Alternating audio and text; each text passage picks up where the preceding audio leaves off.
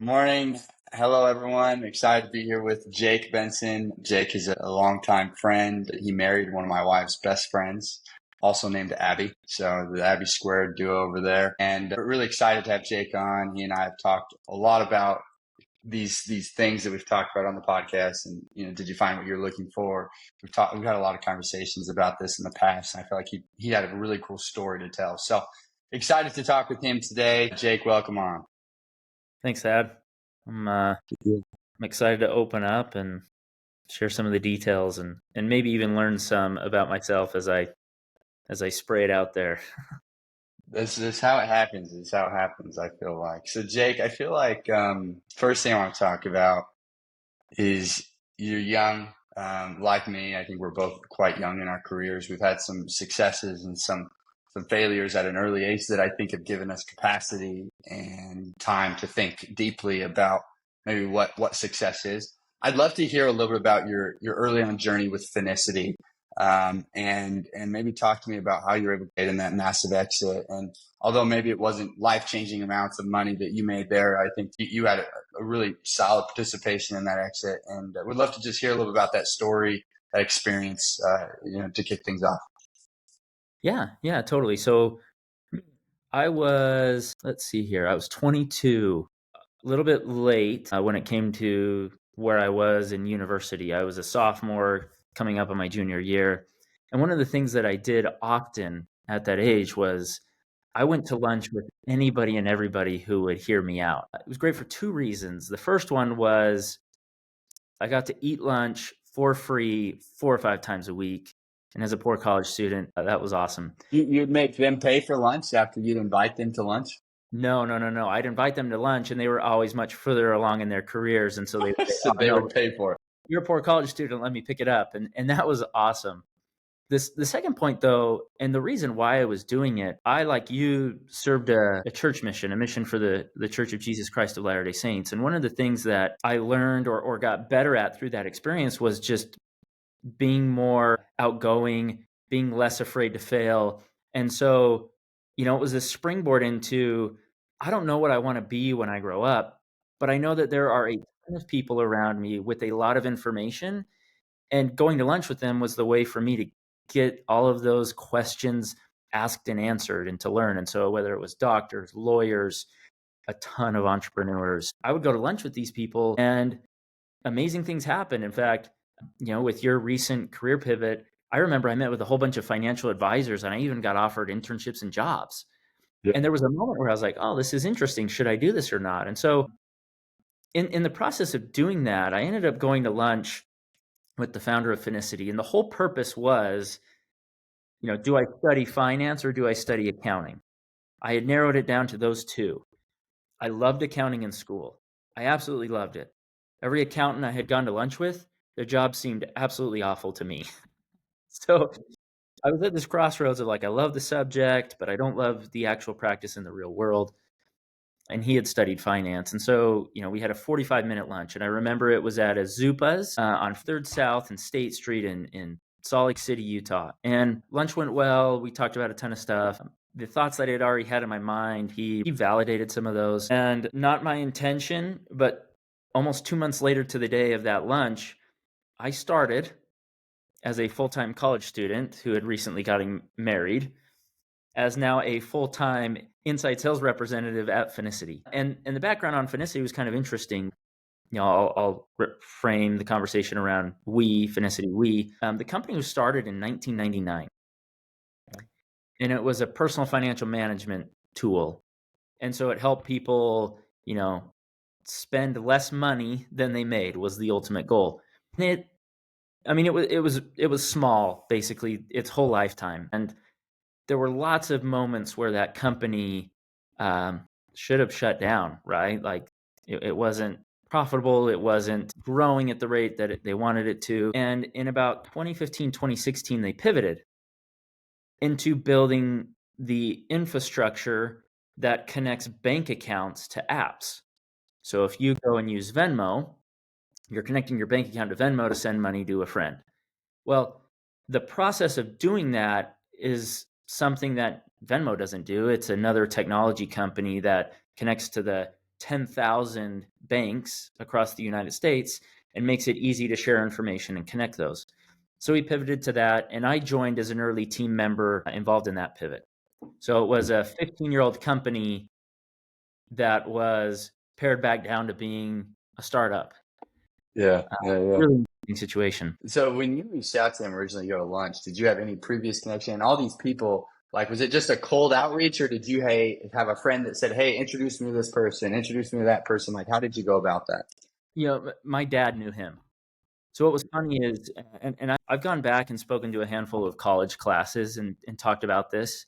You've got the network, which is a spider web, and there's a lot of power and meaning in cold outreach. I still do that all the time, whether it's through LinkedIn or otherwise, to connect with people. But there's a ton of power with references, in the sense that if I know Thad and Thad knows somebody really well that I want to talk to, that warm introduction goes a super long way. So I would say about half of the people I connected with in these days were cold outreaches, and then half of them were warm introductions, either through people in my neighborhood, my dad, or through my professors in school. And so that one was a connection through my dad, and it took about 3 months to actually get the lunch on the calendar. I tried for 3 months, and at the moment, had no idea the impact that it would have on my life and my career. And looking back on it, I'm really grateful that I was persistent and tried for that 3 months, because I'm sitting here now with some interesting experiences and learnings from that. That's amazing. So then tell me, you grew in Finicity relatively quickly, and Finicity grew a lot too. I know you ended your career as chief of staff. How did the progress occur throughout that journey from a 22-year-old inside sales rep that maybe was underqualified to what you ended up doing at Finicity? Yeah, grossly underqualified. But we all were. We all were. I Yeah, still think back to my early days, man. I didn't know what the hell I was doing. So me neither. It's like, I think I'm pretty mature. I think I'm a pretty big deal. And I look back on myself at 22 and I think, you knew absolutely nothing, like zero. yeah, And so yeah. I remember walking in that first day, sitting down next to someone who had been there about 6 months prior, named Mike. And we pulled up Salesforce, and I'm looking in Salesforce at all of these companies that I've never heard of. And it's like, all right, start calling. And I'm thinking, start calling. What do I say? Like, there was no onboarding. There was no, "Hey, this is how you do this." It was just like, all right, pick up the phone and we got to go and try and close as many of these as we can. I'm like, okay, well, sure. So I was like an SDR, an inside sales representative. So I'm calling on customers. I'm also trying to close the customers. I'm also trying to manage the relationship with existing customers.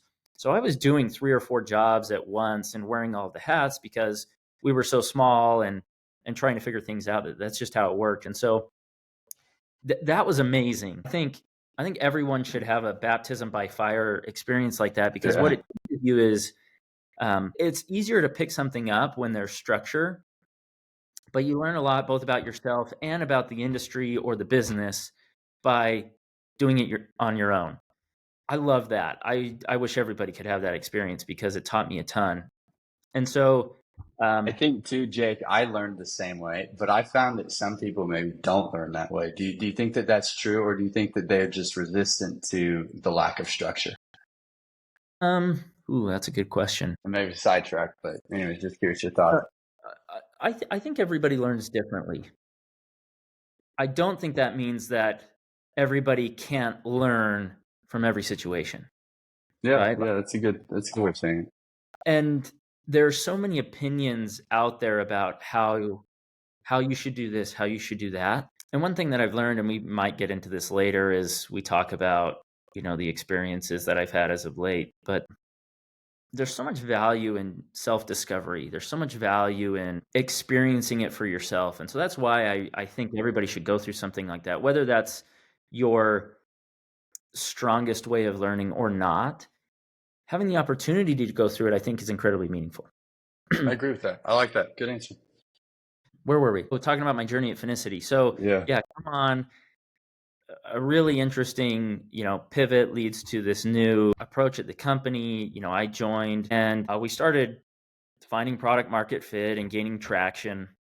And there were a few things that jump started that, or catalysts for that. But along that journey, so I was an inside sales rep, and then I started building out and managing a team of inside sales reps. And so, hiring, meeting with people, trying to recruit talent. We ended up building a team around that. There was a huge competitor to us named Plaid, and people in financial services are fairly familiar with Plaid.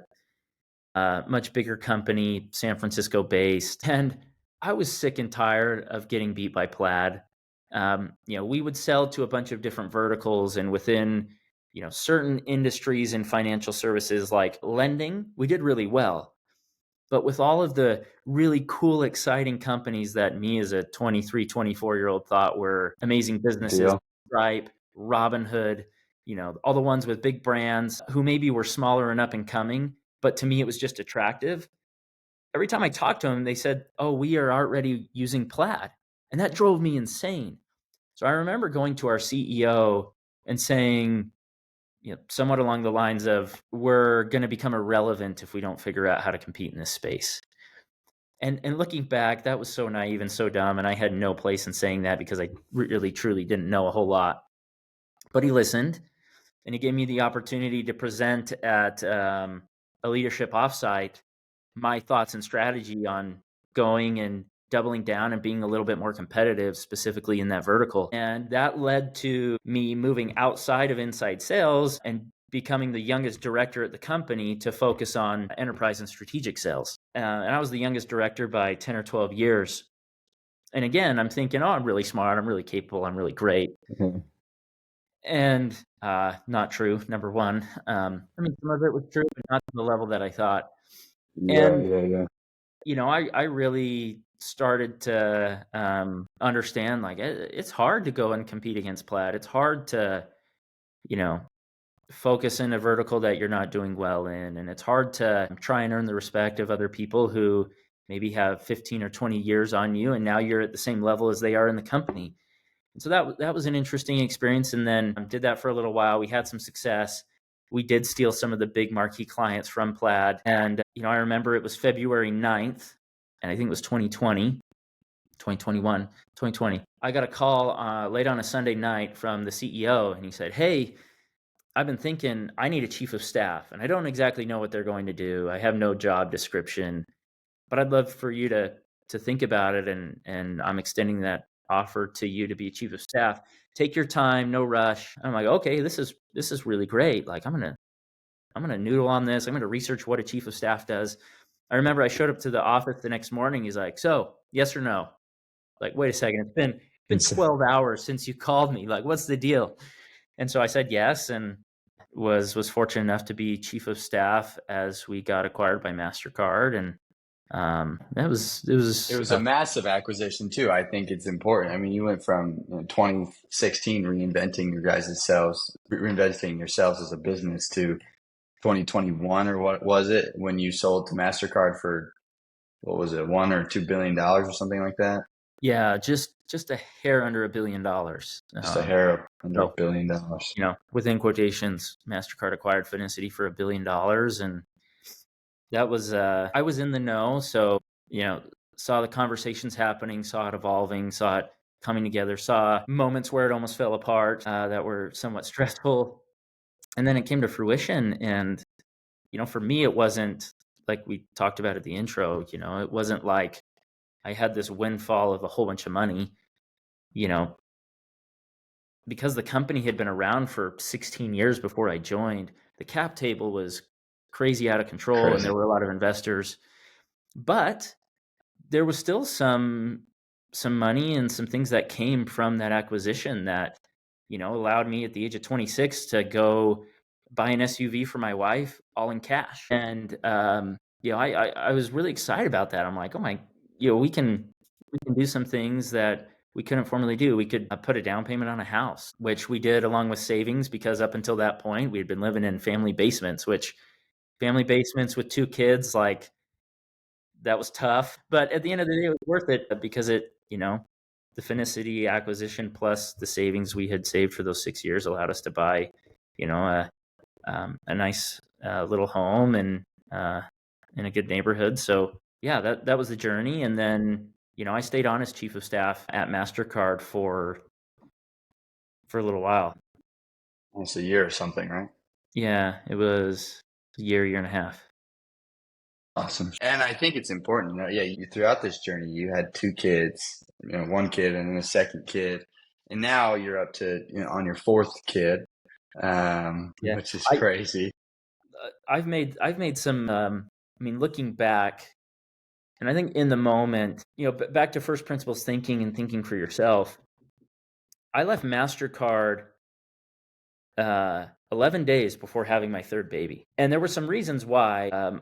You know, there was someone who was perfectly qualified to be my replacement as chief of staff, who was contemplating leaving for another opportunity. And I had been given an opportunity to go be part of an incubated startup as one of the co-founders. And so the timing was like, it works well for all involved. But what I gave up was 6 months of paternity leave, fully Yeah. paid. And, you know, there's parts of me that my ambitious side is like, who cares about the paternity leave? Like, I'm not the type of person who's going to just take 6 months off. Then there's another part of me, having gone through what I've gone through the past few months, where time with my kids, the perspectives have matured a little bit. And so, yeah, I left 11 days before having our third kid. Some people looked at me like, you're insane. Like, what are you doing? And I did it. And yeah, now we're having our fourth, and my wife is incredibly sick. And, I shut down the business, and right around the same time, find out we're expecting. And it's just like, what? And when I refer to shutting down the business, I'll get to what that all means later. But yeah, I mean, you can't write the script. You pick a direction, you pick your dreams, you do all the work you can to chase them. But then you also realize that things happen along the way, and you don't Under control. react. Yeah, it's not about reacting, it's about responding. And I invested in an executive coach while I was a founder at this last company, and really, really impacted my perspective in a positive way. I love that. I'd like to hear more about that. I think my question for you at this point is we hear your kind of journey. You're 26, you're 27. You have this small exit personally, large exit as a business. You're in a good place with your family. You're kind of probably celebrating some of this success. Did you ever stop and like pause and say, "Wow, this all started with a lunch at 22, and like this is an amazing, unique experience for a 26, 27-year old to go through." Did you ever have those moments, or were you just always so ambitious that you never like had those moments of like, "Wow, this is really cool." It was never induced by me. It was Okay. other people asking me, a question that had a little bit of inspiration behind it, which made me introspective. And there were times where I thought to myself, I'd get that question, and then at night I'd be laying next to my wife in bed, and I'd just say, "Wow, like this is kind of crazy."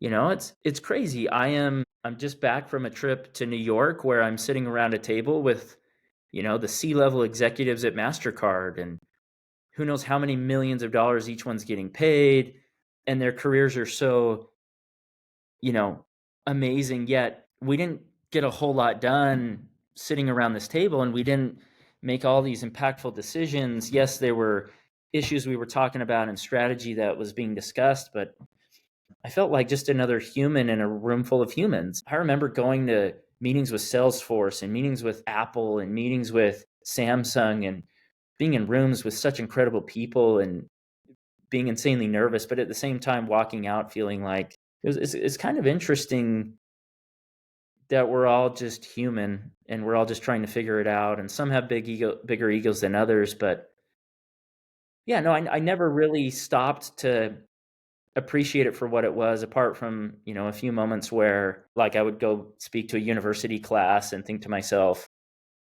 I graduated in August of 2019. Yeah. For 2.5 years, I'm director of enterprise sales, closing a deal with Stripe that's massive, and I'm coming back from San Francisco so I can make a night class. Yeah. It's just like it was weird, Why did you finish school? Just curious. man. In the moment, My Because answer is I probably, didn't finish school. Just I mean, anyone listening, I did not finish school, but you know, Jake did. yeah, for the record, there are certain areas where I think finishing school is really important. Yeah, For me, it was twofold, I believe, right? This is Jake looking back on what Jake thought yeah, then. Number one, my dad was the only college graduate in his family. My mom didn't graduate college. My mom had gone back in her 50s to finish, and I felt like, I was doing something hard. I was doing school and work at the same time, and I felt like I could stretch myself and push myself, and I do that both career-wise and physically, as you and I have talked about with the Ironmans and stuff. But there was something about finishing it that was interesting. There was also the ability to fall back on, quote unquote, a piece of paper that said I yeah. graduated in finance. Now, the biggest reward that came from all of it, my mom finished, and I actually got to graduate and walk With them. on graduation alongside my mom. And she was a little embarrassed about it and was like, "I don't want to steal your thunder." And I'm like, "Are you kidding me? Yeah, I'm what a cool I'm old, experience. I'm the oldest child, and the reason why you stopped going to school was because you became pregnant and had me. And now you and I get to walk, you know, down the ramp together." And my mom was nervous about this, and I was like, "Mom, I want them to introduce us as mother and son." And so we got to walk up. They introduced us as mother and son. I held her hand. We held it up, and it was kind of like this, really cool moment. And so graduating in and of itself, regardless of the degree, was worth it just for Yeah, that. yeah. Um, What a cool thing. Yeah, but I'm not a hard line on finish college or not. I think there's a lot of value in finishing. I think there's a lot of value in yeah, going. But just yeah. I like agree. anything in life, what you get from it is there's a direct correlation between what you put into it. So Yeah. like if you go to Not all school, college degrees are created equally. no, not at all. In fact, one of the best things that came from college for me were just the networking and the relationships and the people I got introduced to from professors and so on. Like I'd show up to an 8 or a 7:30 morning class and I'd work in the back corner because Finicity was nuts. And then I would, drive into the office and work all day. And then I'd go to a 6 to 9 p.m. night class and I'd sit in the back and I'd be working half the time. And so it Yeah, was yeah, like, yeah. you know, am I an Excel wizard because I studied finance in school? No. But do I have the degree? Yes. Do I have the connections? Yes. One of my professors was an angel investor in my last business. Like, you know, it's just you get out what you put into it. I like that a lot. No, and it's interesting because somebody else sitting in that same class, getting the same exact degree, may not have gotten what you got out of college, right? May not have experienced this networking because they just went and sat there and expected the degree to work for them. And I think that's really really good insight. And it's not just what you do, it's how you do things that really creates that outcome. And Jake, I'd love to jump to the business. You've had a crazy whirlwind this last year, 12 months, 24 months. You find out you're pregnant with your fourth. It's incredibly hard for your wife to be pregnant. She gets quite sick. You had this business that you've been incubating and working on and growing, and ultimately you decided to walk away from it after several months. I would love to hear kind of that journey a little bit. Maybe primarily talk to me about kind of the journey of trying this business out, but then ultimately, how you decided to walk away from something that it was your baby. So I'd love to hear that. Yeah. Yeah. So my dad's an entrepreneur. My grandpa was an entrepreneur. It's something I've grown up around and, Yeah, and developed a love for doing. And so coming to the end of my time at MasterCard, I was like, I'm going to go and start a company. I have some ideas. Like, I really want to do this. And for, a 9 or 10 month period, there was an opportunity that I got pulled into, which was not my idea, but there was funding backing it. And, ultimately that didn't work out. I didn't love the idea. And so I said, I'm going to jump in and start this business around something I care passionately and deeply about, which is the cost of healthcare through personal experiences having kids, experiences of family members, and experiences of people that I've come across over time. Going to the hospital is painful emotionally and physically, but it's also incredibly painful financially. yeah, And if you look at the rising costs of healthcare, just last year, if you have a family of four, it's $24,000 in premium payments just to be insured.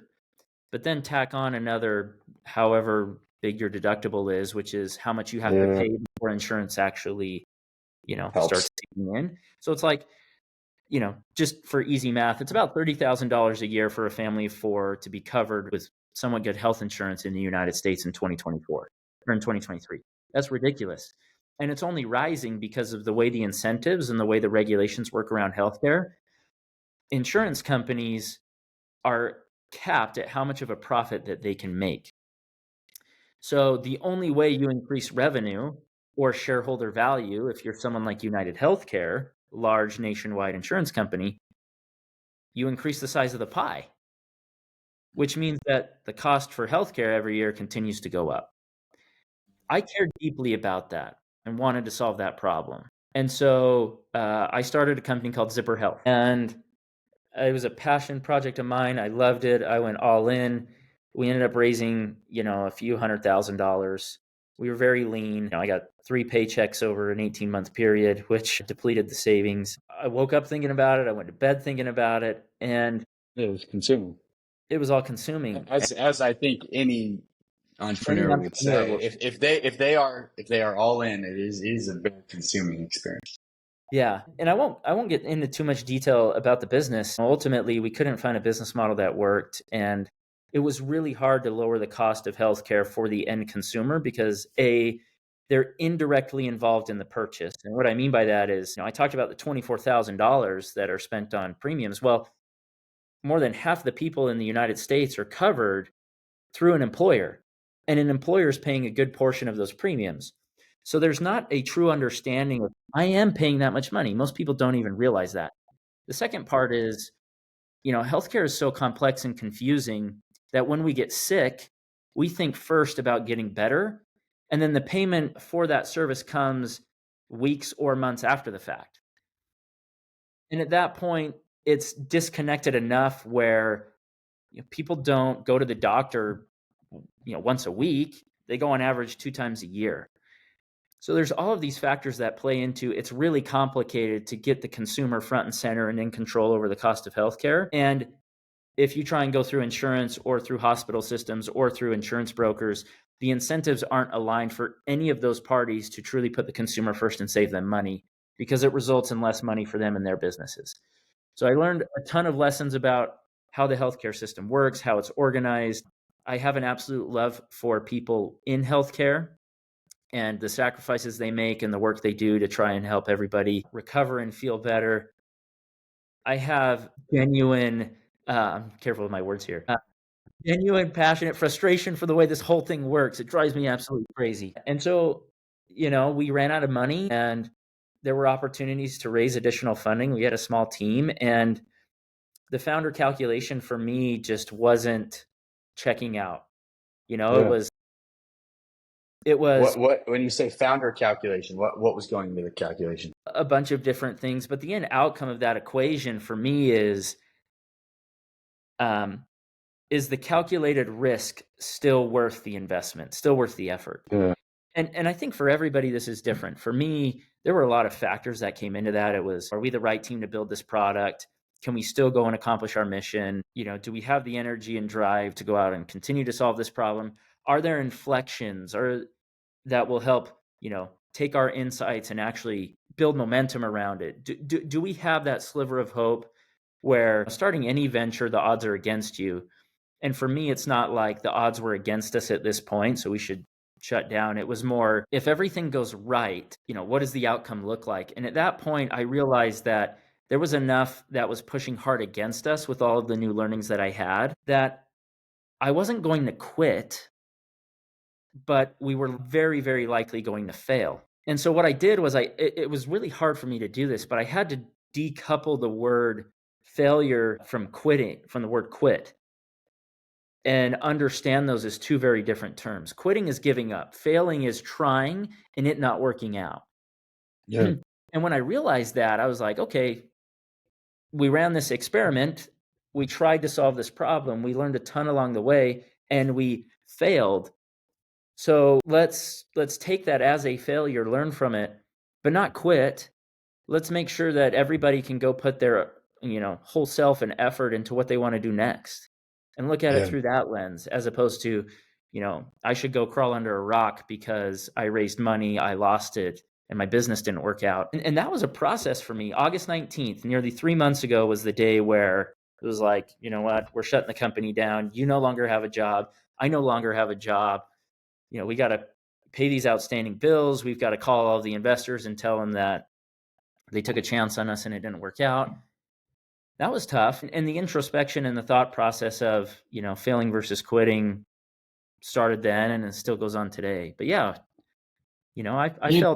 I felt some holes in my heart and some loneliness and some, I'm worthless over the past few months. I've also felt more confident than I ever have.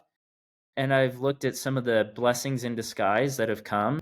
Yeah, I never had time to take my kids to school, and now I'm taking my son and picking him up. I'm playing with Legos at 11 o'clock during the day. That never would have happened before.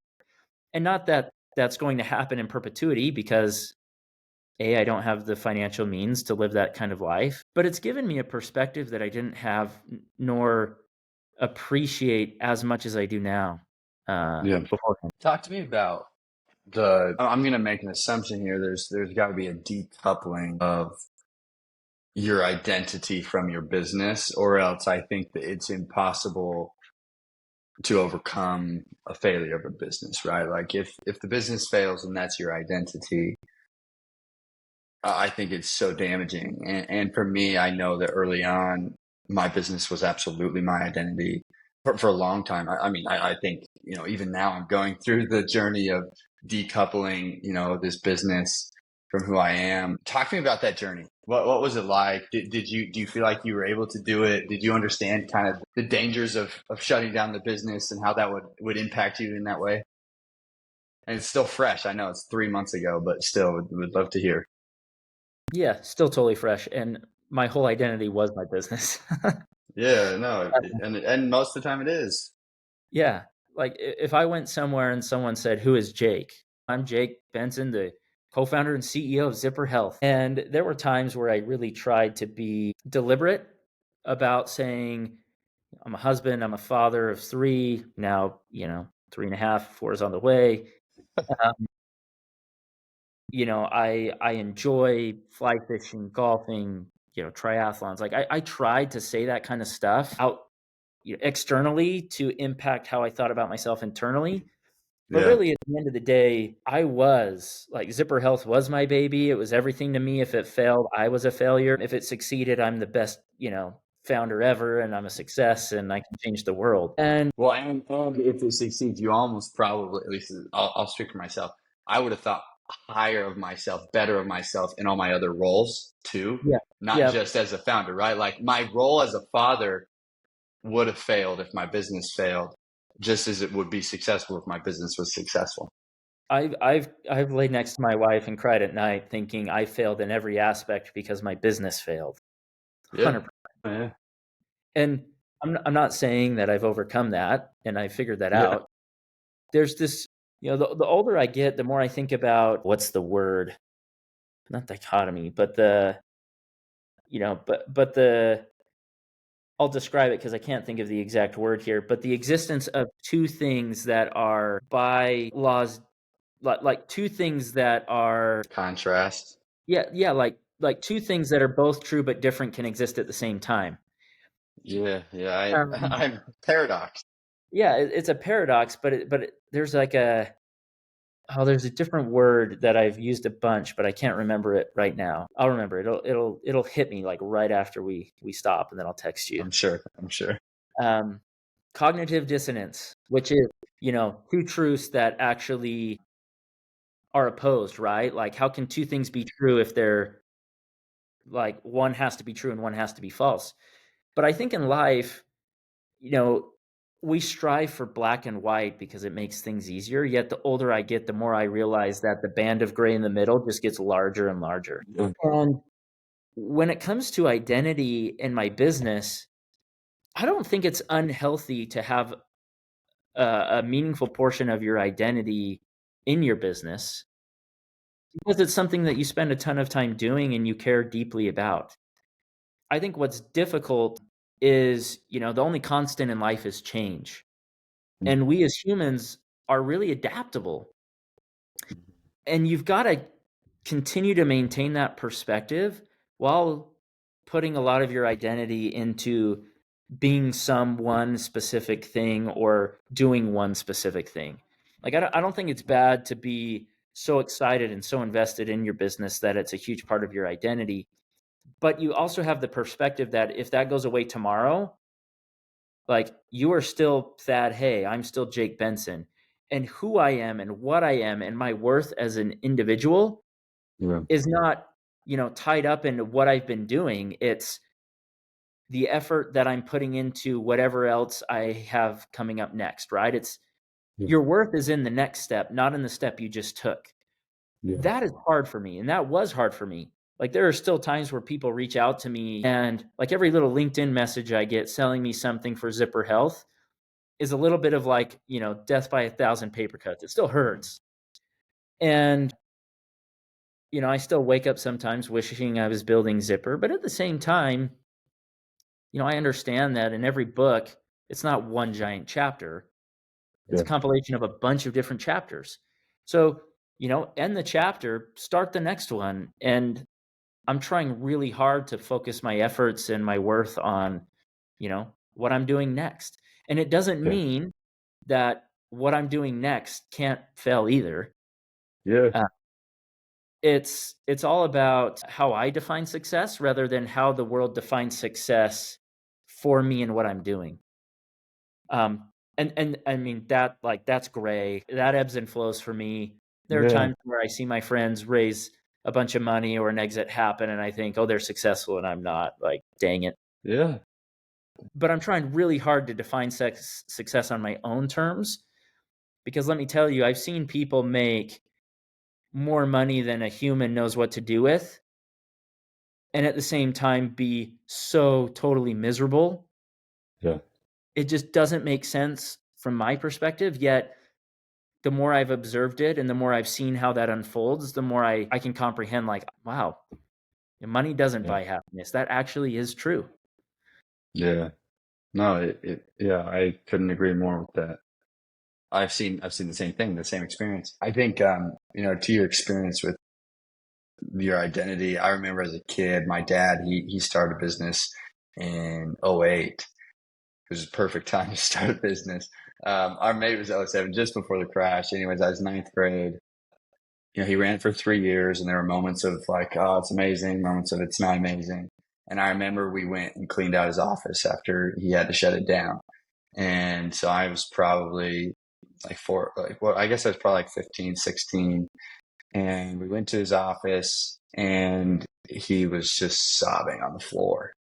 And I just remember, like, that will forever be like ingrained in my head, watching my dad and realizing how much of his heart and soul he put into this business and how much he had hoped that it would provide for us as his family, and that it failed. And I think in some ways it created a fear of failure for me. And in other ways it was motivating, which fear of failure can be motivating. It's just not the best motivation, but I think I just realized that. And I don't think that, like, I definitely still had that same experience of, like, I had to go through that journey with my dad, and I'm so grateful that he set the example of, just going back at it. And he's very successful in his career today. And the way that him and my mom responded to that was just admirable. And I think that taught me a lot. But I think it's such a journey. So I really admire this journey that you're on. I think all of us have to learn these things. I mean, I think it's best for us to learn these things.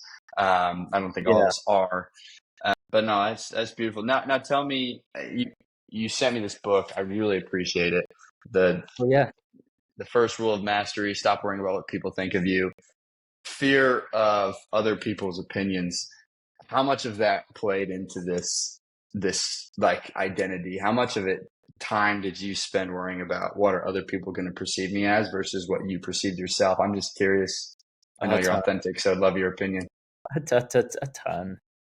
You know, Is there a way around that? Is there a way in a world that you believe that you wouldn't fear that? so here's the current thought process in Jake's head. Yeah. I haven't Yeah. figured this out. This is something I think a lot about. And these are questions I'm asking myself. Does creating value depend on the opinion of someone else? Right? Does creating value have to be tied to an outcome that benefits someone else? Like there's this really interesting place between being selfish for good reasons and being selfish for not so good reasons. Yeah. Yeah. Yeah. And as I try and define success and where on that spectrum of black, white, and a ton of gray in the middle, where I position myself in terms of fear of other people's opinions. You know, if I go and build another startup, success or growth or whatever it is, by definition, requires someone else to like what I'm building, because if they don't, there is no business there. Yeah. Yeah. And so it's like, how do I not have fear of other people's opinions while still caring about other people's opinions? Yeah. Yeah. And Another I one of haven't, those.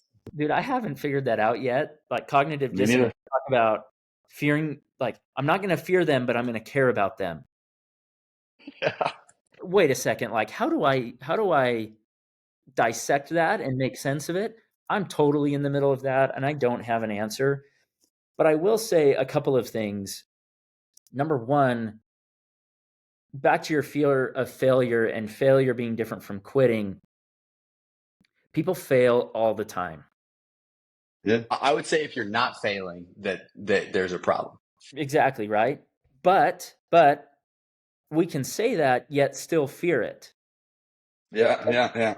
And I think fear is the key word there. You know, I think you can listen to other people's opinions. I think you can care about other people's opinions, but you can't fear them in the sense that if you have an opinion that I don't agree with, I'm not afraid of it to the point where I feel like I have to combat it or it will ruin me.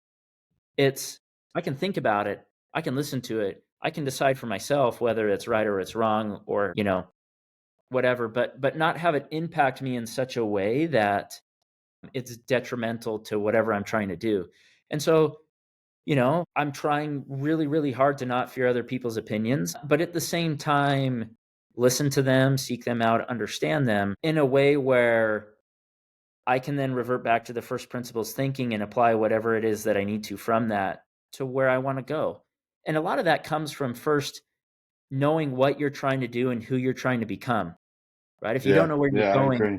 any path will lead you there. And so if you can figure out who you want to be, the type of person, the values you want to embody, you then take that and apply that to, you know, what you do. So the how you do things comes before what you end up doing. And then that journey, you know, will unfold and some amazing things will happen and failure will happen along the way.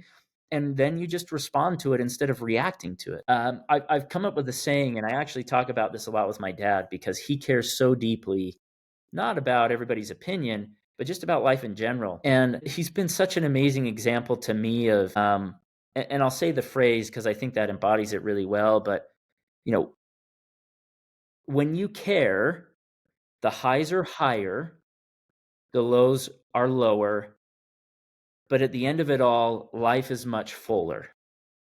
Yeah. I've heard that before. And you know, I want to live a full life. I want to take it all in. It goes by so fast. Yesterday I was Yeah. playing basketball in high school and today I'm, you know, in my 30s and I've got my fourth kid on the way. And we think about life in terms of really materialistic short-term things. Yeah. And, you know, it's so much more than that. Yeah. No, I agree. I agree So with you. I don't know if that I, was good perspective or answered your It's question. amazing. No, I love it because I mean, if anyone's listening expecting to get all the answers to life's problems, I think that they're listening to the wrong thing because truthfully, no one really knows the entirety, the black and white answer, the quick fix, the 7 days to a six pack method.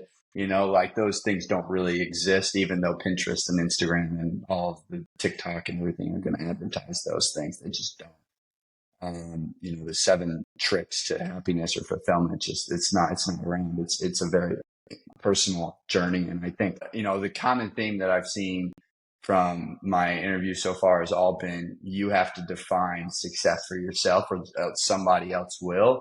And when somebody else defines it, it's unattainable usually. It's moving, it's a moving target, it's insatiable, right? And so I really appreciate your emphasis now multiple times. It all starts with, what is success, and not having an arbitrary success grid, but having clarity on what that looks like. And I think, as this book talks about, if we look in the past 10 years, we say, oh, we've grown a lot, we've changed a lot.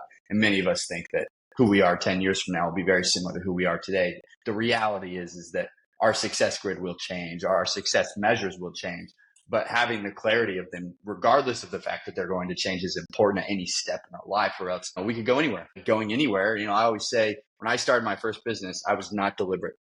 I put up a sale and I said, I'm going to work like mad, and I hope that I make a bunch of money and have an office somewhere really cool, all this stuff. And I just didn't have a deliberate understanding of what I wanted out of the business. And so I think I really appreciate your emphasis there. And I think it really resonates with me, and hopefully people that listen and all the other people I've spoken with emphasize the same thing. So thank you on that point. Yeah, you bet.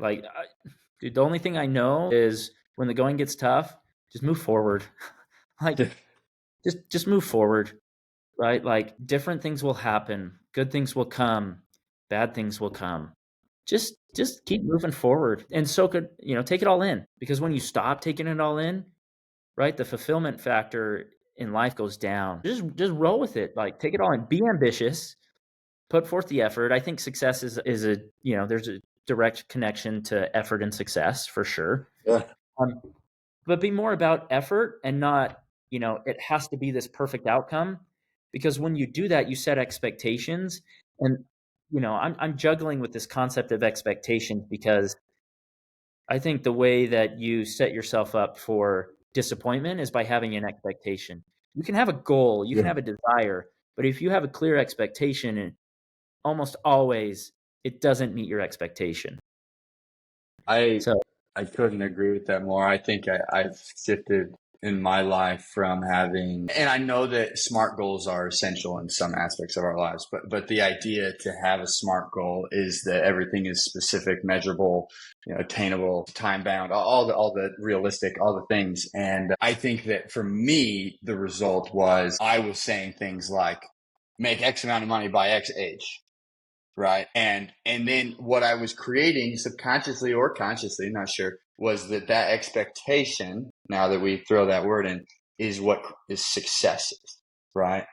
And if I don't hit that, I am a failure, rather than what kind of a person do I want to be? And so my goals have shifted to be like, I am a generous person, right? And I can do that with $100 million or $100,000.